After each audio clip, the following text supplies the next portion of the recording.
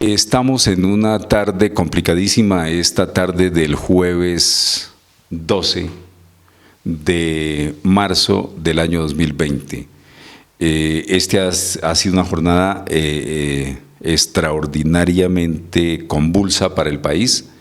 Comienza la mañana con el anuncio del presidente Duque de declarar la emergencia sanitaria por el coronavirus. La alcaldesa de Bogotá también pone en alerta amarilla a la capital de la República. El alcalde de Tunja no se queda atrás y declara también situación de emergencia en la ciudad. El departamento, por supuesto, entra en tensión y todo el país está por las mismas circunstancias. El dólar acaba de llegar a los 4.100 pesos, lo titulan los medios en este momento, el dólar sin techo. Sí, no hay parada. Mientras que el petróleo desciende sus precios a mínimos históricos en los últimos 5 o 6 años, lo cual configura un escenario de auténtica crisis. Estamos con Pedro Pablo Salas, él es el asesor del despacho del gobernador Ramiro Barragán para el diálogo social y la paz, y en este momento sí que necesitamos el diálogo social para tratar de sostener la precaria y endeble paz que visoramos hacia adelante, porque las circunstancias no pintan muy bien. Pedro Pablo, ¿cómo le va? Muchas gracias, Pedro, y a todos los televidentes. Este es un momento bien especial, obviamente. Esto es un tema mundial y da mucho que entender de todas estas cosas que acaba de escribir Pedro frente a las situaciones de orden social, económico. El coronavirus realmente se convirtió en un problema muy delicado por las noticias que están circulando hoy. Y el miedo también, hay que decir, Pedro, que hay un cierto nivel de pánico en esta situación. Sin embargo, en medio de todas estas dificultades sí nos aterra mucho esta situación económica también que se está anunciando, ¿no? Esto parece, hay algunos analistas que ya están diciendo que el coronavirus es más como una especie de excusa por una crisis que se veía venir del capitalismo. Esta es una crisis del sistema capitalista, cuando estamos hablando de precios del dólar a 30, precios del barril a $30, y estamos hablando de una divisa como la colombiana a más de 4.100 pesos. Pues esto con la caída de bolsas también que hay en todo el mundo, que hay una caída de bolsas, digamos, imparable también. Yo creo que se veía venir un fenómeno muy complicado y efectivamente, Pedro, pues esto abre muchos interrogantes y en medio de estas situaciones, pues yo creo que las sociedades deben tratar de enrutar un poco estos temas para no dejarse tampoco paniquear o por lo menos tener cierta mesura en estas noticias que se están llegando a borbotones en estos momentos. Y es que aterrizando las circunstancias nos podríamos poner a hablar aquí de la situación mundial, pero ese no es el caso. Aquí tenemos que hablar de la parroquia, tenemos que hablar de lo nuestro, de lo que pasa en nuestro entorno. Y mire que Pedro Pablo, los últimos 10 días, 12 días, ni siquiera 15 días, en el departamento han sucedido 3 cosas que me parecen supremamente complicadas. Eso que sucedió en Socotá el lunes 2 de marzo, es una voz de alerta de la situación de crisis social profunda en lo profundo del departamento, de las comunidades rurales, las comunidades campesinas, las comunidades precarizadas por las circunstancias de las políticas, por las circunstancias del cambio climático, por las circunstancias del desestímulo a la agricultura, por las circunstancias de los precios de los commodities que implican la minería nuestra. Ese reflejo en Socotá me pareció muy complicado, porque uno pensaría que las bonanzas carboneras de los últimos 15 años hubieran dejado una situación social mejor y una situación institucional interna local más sólida y que respondiera de mejor condición a la comunidad, y eso se demostró que no pasó, que no está pasando. Y eso no es solamente en Socotá, eso es en todo el departamento. Después, antier y ayer, en Paipa vimos la situación del carbón. La situación del carbón es muy compleja. Cerraron las bocaminas, han venido cerrando sistemáticamente las bocaminas de carbón térmico, tanto en Cundinamarca como en Boyacá, y esas minas corresponden a las personas más pobres, a los mineros más precarios, que no tienen otra alternativa que alternar la parcela que no da con el socavón que por la noche les da para comer, pero que hoy los está poniendo en riesgo, y en definitiva el gobierno cierra el socavón. Y no se dio la luz como tal. Y acabamos de venir de una situación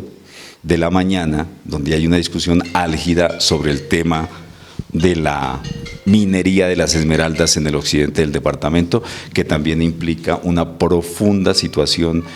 de malestar social. Y yo no sé si emplear la palabra crisis social.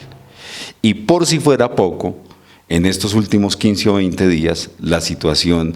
de seguridad en la región del Cocuy, que es sobre lo cual nos vamos a ocupar en este espacio. Introduzco esto para mirar lo que sucedió también esta semana con la reapertura del Parque Natural Nacional de la Sierra Nevada del Cocuy y Huicán, que por lo menos es una señal de alivio, pero que esa señal de alivio también tiene el problema de que no la vamos a aprovechar en estos días de dólar a 4.000 pesos, pero de imposibilidad de invitar masivamente a la gente. Pedro Pablo, hablemos de esta circunstancia. Muchas gracias, Pedro. También yo creo que, bueno, el análisis que se está haciendo en este momento es muy crudo y demuestra todas las variables y los tópicos que hay que analizar en una situación cuando se vuelve compleja. Yo creo que sí se ha venido estructurando en medio de los esfuerzos que hacen los entes públicos, digamos, en querer llevar vías, en querer llevar acciones del Estado para hacer presencia en los territorios, pero no alcanza, digamos, a impactar esas otras dinámicas que son un poco las privadas, que es lo que toca usted cuando se refiere a por qué, por ejemplo, la minería del carbón no ha dejado un mejor bienestar en esas zonas donde han venido sucediendo, digamos, beneficios en términos de precios, incluso internacionales, donde hay a veces buenas condiciones de explotación del carbón, pero uno mira que esa riqueza no se distribuye al conjunto de las personas, y por eso en municipios como Socotá, la provincia de Valderrama, vemos cierto nivel de descontento social, como lo pudimos percibir allí, pero esto obviamente obliga a pensar en acciones mucho más profundas en materia de cómo se puede lograr incidir para poder redireccionar esas economías, que no queden únicamente unos beneficios muy concentrados, sino que puedan irrigar a la mayor parte de sociedad que hay allí, mujeres y hombres que, como usted mismo constató, reclaman siempre una mejor atención en servicios de salud, en servicios de educación, en conectividad, de justicia. Y se nota de todas maneras una reclamación al Estado para que haga una mejor presencia, y ellos de alguna manera notan como esa deuda que tiene esas sociedades que han quedado un poco rezagadas y que, vuelvo y repito, las dinámicas privadas no las han cobijado para transformar sus condiciones de vida material. El minero, el hombre del socavón, allí pues existe también la violencia intrafamiliar, que fue una queja allí muy fuerte, y existen obviamente hoy otro tipo de reclamos, como son los problemas estructurales de todas estas normas que tienen que ver con la delimitación de las áreas de páramo, donde hay que decir que ese sí es un tema muy complicado allí, un tema que incluso en el evento donde estuvimos no se pudo avanzar mayor cosa, porque ese es un evento, llamémoslo un poco tabú, donde nadie quiere meterse, porque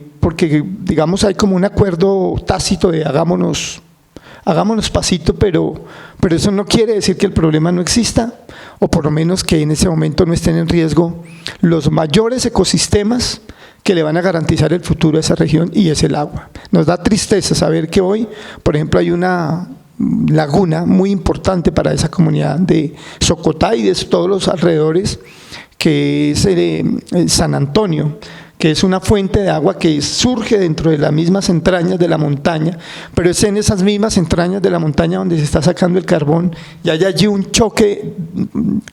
frontal y contundente de derechos, pero prima obviamente hoy un derecho económico de corto plazo. Hay que decir, Pedro, una mirada muy cortoplacista de lo que se está pasando allí, y la gente no está mirando que hay un largo plazo que lo están acabando, porque están acabando el recurso hídrico, y eso es muy lamentable. Por eso yo pienso que en esta provincia sí tiene que haber un proceso de discusión a fondo de los temas que van a pasar, y la gente tiene que hoy advertir un poco que ese recurso estratégico como es el agua lo están golpeando muy fuertemente en esta provincia, pero de eso hay que ocuparnos, y en esta asesoría que yo voy a estar, vamos a volver a hacer un diálogo muy sincero,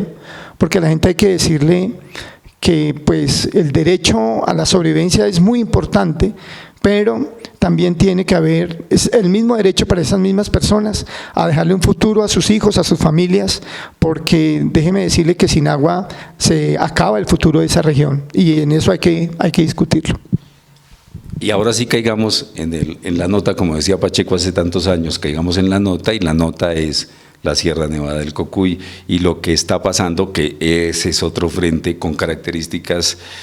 similares algunas, pero totalmente distintas frente, por ejemplo, a la provincia de Valderrama. El tema del Cocuy con el conflicto que además no es nuevo, viene de mucho tiempo. Usted ya lo lidió por allá en 2016. Sí. ¿Y ahora qué ha pasado en este tiempo y qué es lo que está pasando en este momento? Pues lo que nosotros vemos en el Cocuy, yo estuve año y medio allá ayudando o tratando de resolver unos problemas que hay allí muy complicados, pero la gente ha venido sobreponiéndose, Pedro y televidentes, a unas dificultades que tienen que ver con viejas, digamos, disputas que hay en el territorio, pero que son disputas más por una falta de arreglos de la misma comunidad que les permitan una mejor convivencia. Entonces allí tenemos diferencias entre los agricultores y los operadores turísticos, por ejemplo. Y son diferencias que no son sustanciales, son cosas que se pueden resolver entre la misma comunidad, haciendo un esfuerzo de entendimiento y de cooperación. Lo que pasa es que de esas divisiones y de esa pugnacidad que hay actores externos que sí se han valido y han creado allí unos escenarios de violencia, incluso los últimos hechos de violencia que sucedieron en Cocuy, por ejemplo, con el asesinato de 2 personas que estaban dedicadas a labores de orden social, al cuidado incluso del nevado. Eso creó una serie no de miedo, pero sí de incertidumbre en la misma gente, porque la gente en esa región viene en un empuje muy valioso para sobrepasar esas dificultades que tienen. Y ellos mismos, por ejemplo, fueron los que arreglaron en unos convites que hicieron el aeropuerto del Espino. Ese aeropuerto del Espino, quienes toman la iniciativa de limpiarlo a pica y pala, no es el Estado, no son los gremios, sino es la misma comunidad que se convocan ellos mismos y hacen un ejercicio, llamémoslo así, de soberanía, de gobierno de los bienes comunes, que era su aeropuerto, porque lo querían tener habilitado para que lleguen más turistas y puedan enriquecer pues todas las dinámicas económicas que la gente necesita en esa zona. Eso, digamos, es una demostración de que la gente sí quiere sobreponerse a esas, digamos, dificultades cotidianas que van surgiendo. Y hay otra serie de hechos, por ejemplo, que se desprendieron luego, como tiene que ver con la reglamentación de los senderos, que la gente ha venido cumpliendo a cabalidad esa reglamentación, que el cuidado de los senderos, no contaminación de los recursos hídricos que hay en la zona, no tocar la nieve, no pisar la nieve, utilizar la mano de obra que está en la zona. Por eso allí por parte de Parques Nacionales, Pedro, hubo un ejercicio estadístico donde se entregaron unas cifras por cerca de 1.700 millones de pesos que se distribuyeron en la gente del territorio, entre Huicán, Cocuy, Guacamayas, Panqueva, en los municipios ahí. El año pasado, la sola actividad turística, ellos hablando de guías, hablando de hoteleros, de servicios de restaurantes, del transporte, sumaron 1.750 millones de pesos que dejó la actividad turística, Pedro. Y son 1.750 millones los mejores distribuidos porque están quedando en las manos de la gente que está resistiendo en el territorio. Yo creo que lo más democrático es cómo la gente en medio de sus emprenderismos, de su colaboración que se está logran que una actividad les permita unos ingresos, pero de esa manera también distribuidos como se están generando allí, porque esa es una cadena de valor que está creando allí unos nucleamientos económicos y al final de la jornada pues todo el mundo está saliendo beneficiado. Nos alegró mucho, de verdad, ese informe, Pedro, pero pues nubarrones hay en el horizonte. Lo que dice, por ejemplo, que nos pareció muy acertado el gobernador Ramiro Barragán es, para él en ese momento era más valioso estar escuchando a la gente en esas reclamaciones, en esas intenciones de querer salir adelante, que el mismo Consejo de Seguridad que no se hizo. Y me pareció muy bueno que el gobernador haya dicho eso, porque finalmente es la gente la que importa, es la gente en sus dificultades, en sus cotidianidades de sobrevivir la que importa. Y entonces el gobernador manifestó eso, esto es mucho más importante que el mismo Consejo de Seguridad que íbamos a hacer, porque vinimos a dialogar y a resolver nuestras diferencias, y a mí me parece pues que ese ejercicio que se hizo allí en esa mesa de turismo logró ese objetivo, y también es un acercamiento con las instituciones que de alguna manera se necesitan que hagan presencia de una manera permanente en la provincia de Notri Gutiérrez. Sí, uno pensaría que la verdadera resolución del problema no está en la presencia de las grandes autoridades en los grandes eventos y rimbombantes certámenes, llámense como se llamen, el que estaba pendiente allá que era el Consejo de Seguridad, sino que surja de la base, que misma comunidad la que llegue al entendimiento y a la adopción de los mecanismos que se va a poner en práctica para lograr lo que se quiere. Y esa descripción que usted hace, Pedro Pablo, me parece muy valiosa y muy importante. O sea, sí hay esperanza en el sentido de que la región del norte de Boyacá y la Sierra Nevada en realidad tomen el camino, independiente de lo contingente del momento de la crisis de salud, pero que se tome el camino de un desarrollo armónico, equitativo, justo, de una industria turística que realmente le sirva a la gente, que es lo que importa, a la gente de allá, claro, a la gente de la base, respete la naturaleza y propicie algún mínimo de bienestar y de tranquilidad para la gente. ¿Eso se está viendo? Yo creo que esa es como el enfoque de las cosas que se están avanzando. Yo creo que la gente de las crisis ha aprendido también como a ganar ciertos niveles de confianza y niveles también de empoderamiento. Empoderarse es, yo no aspiro a que me vengan a solucionar mi problema, sino que ante la ausencia muchas veces también del Estado, la gente ha decidido por sus propias cuentas y en sus propias manos resolver los problemas que se tienen en esa provincia. Por eso yo pienso que allí la gente también ha venido avanzando mucho en unos niveles de autonomía que son muy importantes. Cuando la gente entiende los problemas que son generados por sus mismas actividades, pero la misma gente participa de unas reglamentaciones, como fue las reglamentaciones para ingresar al Nevado, y no necesitan el policía que los esté castigando, sino que hoy la gente del Cocuy y Huicán se autogobiernan y cuidan ese recurso natural porque saben que de él dependen, y dependen obviamente de toda la gente que viene de afuera,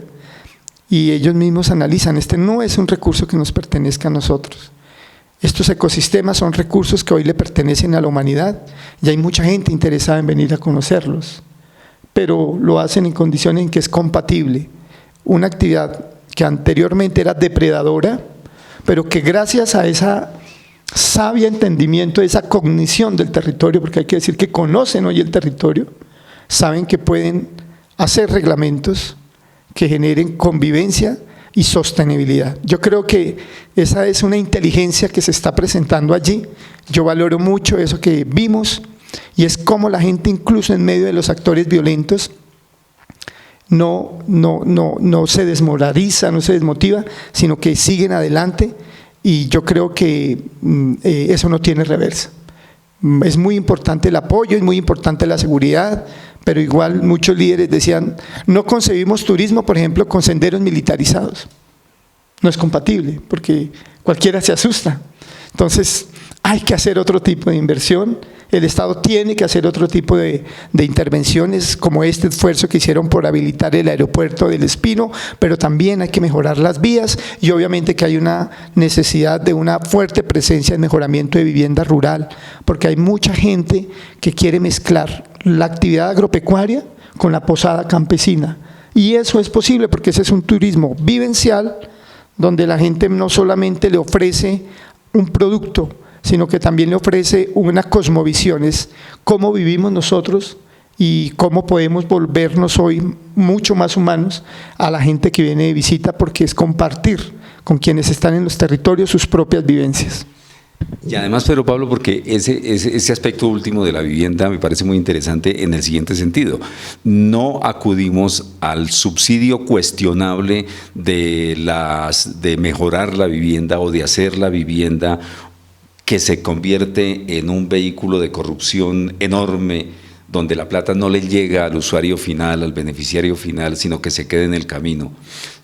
Y además porque si rompemos ese círculo vicioso de ese tipo de subsidio y lo pasamos a un tipo de emprenderismo, a un tipo de iniciativa económica donde va a ser retribuido, no necesita la gente que le regalen nada, lo que necesita es que le den la oportunidad de trabajar para hacerlo. Es un aspecto que me parece muy interesante. El otro, el tema del aeropuerto, es que estamos atollados ahí, estamos enredados en eso. El aeropuerto, como todos los aeropuertos que hay aquí, hay que ponerlos a funcionar, y yo creo que no es tan complicado ponerlos a funcionar, pero se necesita estimular los mecanismos para que se realice la operación comercial aérea en el sistema aeroportuario que tiene el departamento. En eso hay que avanzar, y en eso el sector privado tiene también mucho que decir, que hacer y que ganar también. Claro. Y bueno, Pedro Pablo, yo pensé que usted iba a decir aquí que el panorama era desolador, pero de veras que esta es una experiencia extraordinaria y reconfortante como mensaje, primero porque reconstituye el tejido social, da esperanza a la gente de allá y le da un buen mensaje al departamento y al país. Claro, es que yo conozco la situación un poco y conozco las personas que están trabajando allí, y uno interactúa y habla con ellos y saben los proyectos que tienen y su actitud, ¿no?, para abordar los temas. Entonces, por eso uno ve con buenos ojos y ve con mucho futuro esa respuesta que la gente está dispuesta a dar, y no lo están haciendo individualmente, lo están promoviendo de una manera muy cooperativa, muy asociativa, que eso es muy importante para poder resolver los problemas que individualmente no se pueden resolver. Entonces yo por eso me veo con mucho optimismo, Pedro, e incluso el día en que abrieron el parque, los 3 senderos habilitados se llenaron. Eso es muy importante. Todos los senderos que estaban habilitados, los 3 senderos que están habilitados para la carga que está permitida, inmediatamente la ocuparon. Y buena parte de esa carga llegó por unos vuelos que se hicieron y aterrizaron en el Espino. Por eso ese manejo de terminales satélites aéreos es muy importante. De verdad que hoy tenemos que pensar en conectividad, así sean pequeños aeropuertos. Habrán unos grandes de carga que puede estar en Sogamoso, pero aquí en la oficina de competitividad del departamento hay unas personas muy brillantes, unos jóvenes técnicos que están avisorando el departamento, y ellos tienen ya, digamos, unas gestiones en la aerocivil para poder mejorar este tipo de aeropuertos que hay en Puerto Boyacá, que hay aquí en la zona de Occidente, en Quípama, en Muso hay otro. En Muso lo dinamitó el ejército. Sí, hace un tiempo, pero esos aeropuertos están en proceso de volverse a recuperar para poder habilitar un poco de dinámicas que por tierra, por las condiciones topográficas y vías, es muy difícil, y hoy la gente está dispuesta también a tomar esos vuelos y pueden llegar, como lo hicieron al norte, en la provincia al municipio de Huicán y Cocuy, a visitar esas maravillas. Por eso creo que las dinámicas son importantes, y lo que el Estado también junto al sector privado tiene es que liderar esos procesos. Hoy a la gente no se le puede tampoco dejar sola, hay que prestarles un acompañamiento para que entre todos puedan salir adelante, y esa articulación, ese anidaje de voluntades es lo que nos va a permitir mejores condiciones de desarrollo, como también lo vimos hoy en la mañana en este tema de la Esmeralda, que es un tema, digamos, un episodio inédito para mí, haber visto en cara a cara a los grandes poderosos escuchando a la gente de a pie que nunca tuvo poder para poderles hablar directamente. Y hoy, gracias a la secretaria de Minas, a la doctora Nathalie,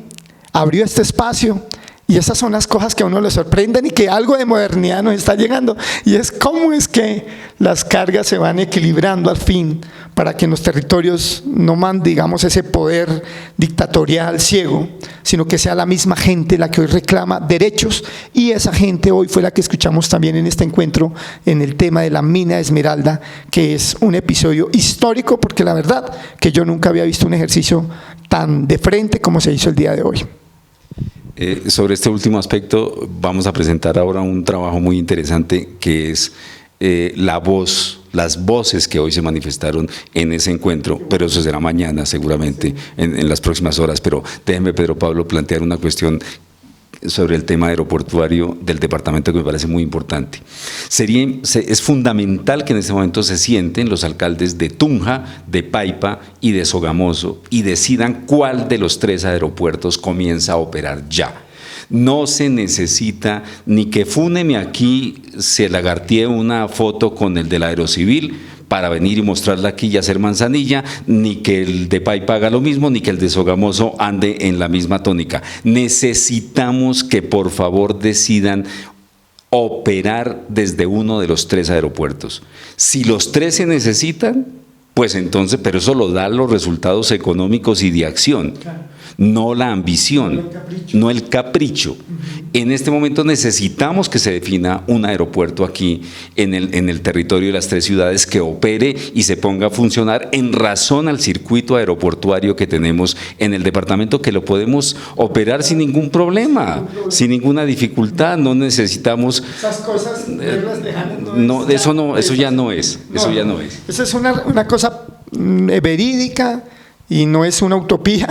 Es una cosa real y además es una necesidad. Si no nos interconectamos en la parte aérea, Boyacá se va a quedar muy aislado y vamos a tener unos procesos de retraso frente a otras regiones. Es importantísimo eso que Pedro acaba de decir, y es que tiene que haber un acuerdo para desarrollos con enfoques de escala regional. Ya estos caprichos locales, Pedro, no funcionan,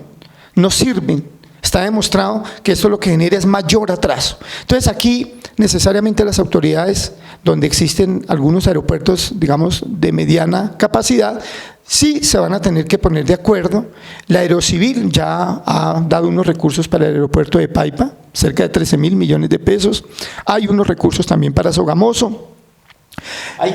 Y hay que concentrarlo en un sitio donde haya la mayor capacidad de movilización de carga, pero la verdad es que esto ya no es un sueño, esto es una realidad y es una obligación que el departamento tiene que tener conectividad aérea, porque de lo contrario vamos a tener unos rezagos frente a otras regiones que no nos lo van a perdonar las generaciones que necesitan abordajes de este nivel, y la globalización e internacionalización, el despliegue de personas que se están moviendo, no lo van a hacer por tierra, pero toda la carga y buena parte de los viajes se están haciendo hoy aéreos, y en eso tenemos también que saber responder, de tal manera que este ya no es un debate cualquiera, aquí tiene que haber una decisión pronta pronto qué se va a hacer con el tema de los aeropuertos en el departamento de Boyacá. Pedro Pablo, muy amable por estar aquí con nosotros y seguiremos tratando este y otros temas seguramente que van a ser muy dinámicos en el inmediato futuro, porque como están las cosas, lo único que no se va a agotar es la necesidad de hablar de todo lo que nos pasa, que cada vez parece peor, pero también esperanzador, por lo que hay esperanzas. Pedro Pablo, muy amable. Muchas gracias, Pedro, muy amable, a todos los televidentes.